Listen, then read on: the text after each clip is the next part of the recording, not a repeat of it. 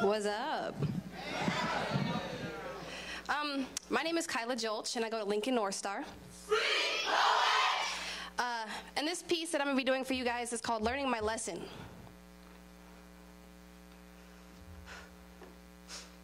See, there's a word for people like me, and I think it's spectacular.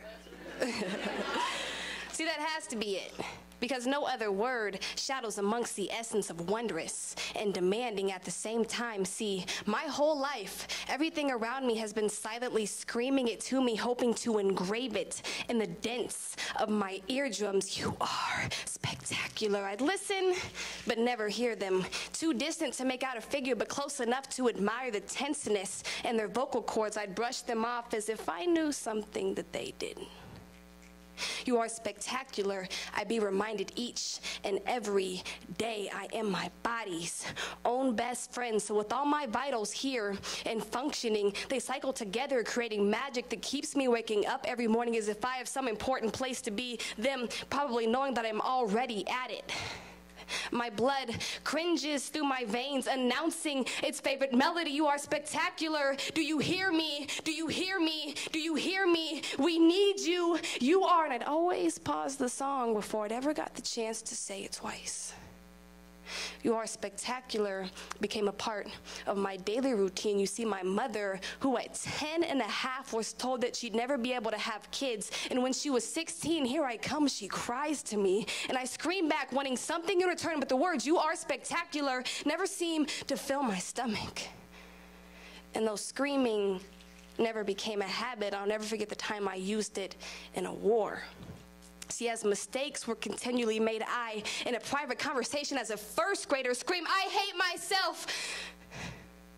And my teacher, tearing up, screams back at me, you are spectacular. And as a tear draws its way down her cheekbone, she says, I will teach you.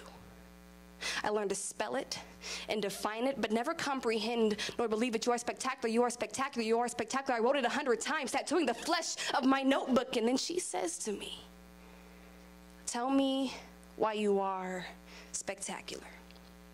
And I still, to this day, cannot explain to you how intensely my head pounded, contracting, looking for the right arrangement of words that I could hand over to my teacher like some sort of gift. Wrapped with a big bow of honesty, I wanted to mean it, and so with a voice loud enough to trickle its way down the hallway, projecting itself as if the whole world needed to be in on this. But I think the most important person who needed to hear me was me. I scream, I'm spectacular because I have people who love me.